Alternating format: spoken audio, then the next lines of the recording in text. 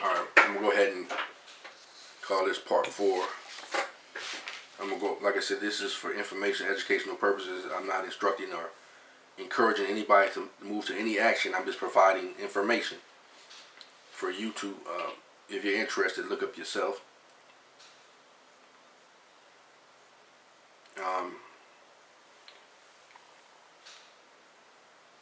Look at the time. This here definition is called a legal tax protester. It says a person resists illegally the paying of an appropriate taxes. As of January 1st, 1999, the U.S. Congress has eliminated the ability of the IRS to designate a taxpayer as a legal tax protester. Here is a part of the IRS Restructuring and Reform Act of 1998 that talks about this from the website of http://www.irs.gov/. Background: the IRS designates individuals who meet certain criteria as illegal tax protesters. In the IRS master file, Congress was concerned that taxpayers may be unfairly stigmatized by a designation as an illegal tax protester. C. Changes. 1. The IRS shall not designate any more taxpayers as illegal tax protesters. Removal of existing illegal tax protesters designation from the individual master file is not required to begin before January 1st, 1999. 2.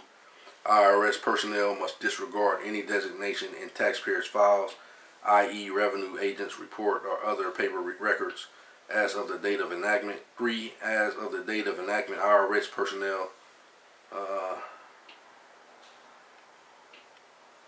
look at the time. IRS personnel must disregard any designation as in a taxpayer's file, i.e. revenue agent's report or other paper records as of the date of enactment. 3. As the date of enactment, IRS personnel should not describe taxpayers in written documents as illegal tax protesters. 4. The IRS may designate appropriate taxpayers as non-filers. The IRS must remove the non-filer designation once the taxpayer has filed valid tax returns for 2 consecutive years and paid all taxes shown on these returns. D. Impact. The provisions require programming master file databases. Then it says law. That which is laid down, ordained, or established, a rule or a method according to which phenomenon or actions coexist or follow each other. Law, in its generic sense, is a body of rules of actions or conduct prescribed by the sovereign within a jurisdiction, or having binding legal force. United States Fidelity and Guarantee Company versus Gunther, 281 U.S. 3450 S. Court, 16574 LED 683. That which must be obeyed and followed by citizens, subject to sanctions or legal consequences, is a law. Law is a solemn expression of the will of the supreme power, which is the ultimate sovereign of the state. Caliph Civil Code, Section 22. The law of a state is to be found in its statutory and constitutional enactments as interpreted by its courts, or in absence of the statute, law, and its ruling of its courts. Doers of State versus Zabel 9 Michigan application 176 156 N period W period 2D 34, 37.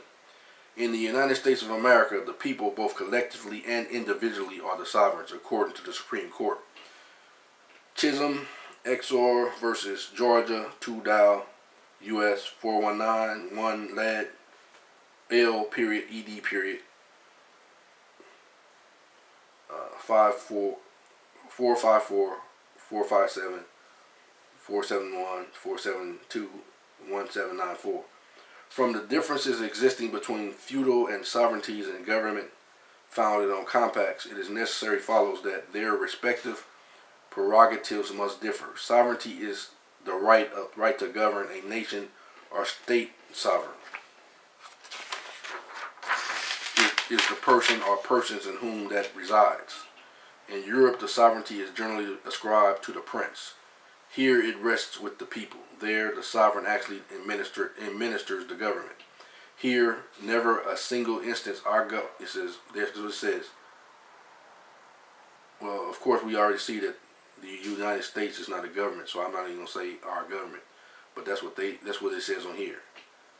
But if you go back to the Clearfield Doctrine, it already states the United States is not a government; it's a corporation. Also, I've showed you. Let's see.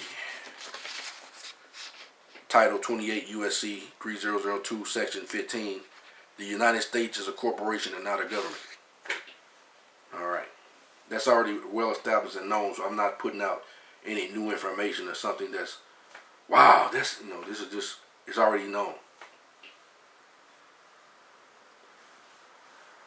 It says, so the corporations are the agents of the people, and that most stand in the same relation to the sovereign in which regents in Europe stand to their sovereigns.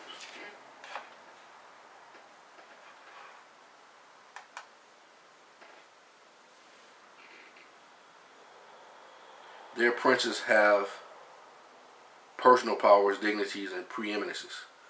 It says,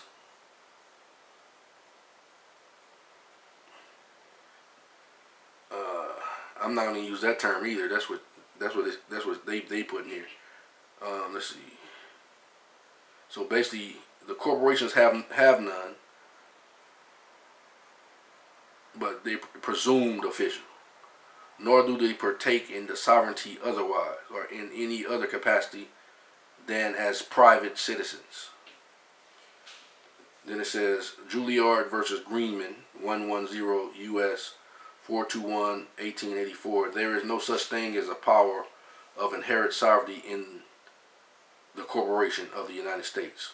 In this country, sovereignty resides in the people, and Congress can exercise no power which they have not by their constitution entrusted delegates to it. All else is withheld. Basically, the corporation acts under the color of authority. They operate under a color which they presume the right which they have no right. Perry versus U.S. 294 U.S. 330 1935. In the United States, sovereignty resides in the people. The Congress cannot invoke sovereign power of the people to override their will as thus declared. Yick Woe versus Hopkins 118 U.S. 356 1886.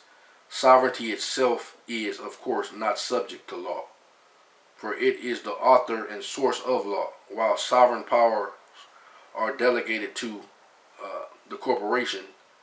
Sovereignty itself remains with the people.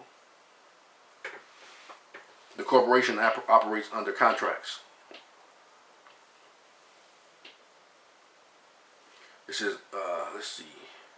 Therefore, the people are the authors of the law as the sovereign or supreme power of the state. The law constitutes essentially a binding written legal agreement or contract among the sovereigns to conduct their affairs according to some standard of conduct. The sovereign is never the proper subject or object of most laws, unless he violates the contract and thereby injures the equal rights of other fellow sovereigns. You cannot violate a corporation. A corporation does not have a right other than a contract, and that's why they try to make you claim to be their corporate fiction so they can rule over you. But that's even, they can't do that because all of the estates and estates, including all of their forms, have been given back to the people. So they have no leg to stand on, but they still try. That's why I say, this is me talking now, I have the right, because I worked under, ignorantly, not knowing, I worked under their corporate fiction. But I, the man, was injured psychologically and physically. Therefore, I have the right to receive what is mine by right. And I have the right to use that corporate fiction because they say that's what I retired under. But that doesn't make me their corporate fiction. I have the right to use that name because that's the name they use to retire me, as under their system. But that doesn't make me, by me using that which was given back to the people, including me, I have the right to use that along with the identification for that to cash the check for that retirement. But that does not make me that legal fiction. That's why I say, if you come asking for who I am, I'm Niggas. At one time I used Niggas Eglagi Yakadash or Kadesh, Niggas Yakadash, meaning that's that is the character that the Most High has determined me to be under His leadership. And then the de facto tried to take that when I went to 24 Hour Fitness. They put that name in all capital letters. And I'm not saying, well, put it this way, I have my thoughts and theories, but I'm not going to put it out there because I can't think about what they're doing. But just because they did that, I still have the right to use that. But that's why I say, when you contact me and you want to really talk to me, and you say, well, am I speaking, when you play your games, am I speaking to Anthony? Am I speaking to Anthony Medjus Pooler Sr.? When they're trying to trap you, you can't do it because all titles, all station has been given back to the people, which includes me, the indigenous people. So if you want to play that game, yeah, all right, I'll receive it. You call me what you want, but if when you send one of your agents looking for me or something like that, I'm Niggas up. And that's not no fraud. That's not none of that. I'm just giving you distinction so that you can't play your games. I'm Niggas L. I have not given anybody the right nor the authority to place that under a corporate jurisdiction. I have not given anybody the right or authority to place me in the jurisdiction of fiction. So when you want to come and talk to me, the man, I'm Niggas up.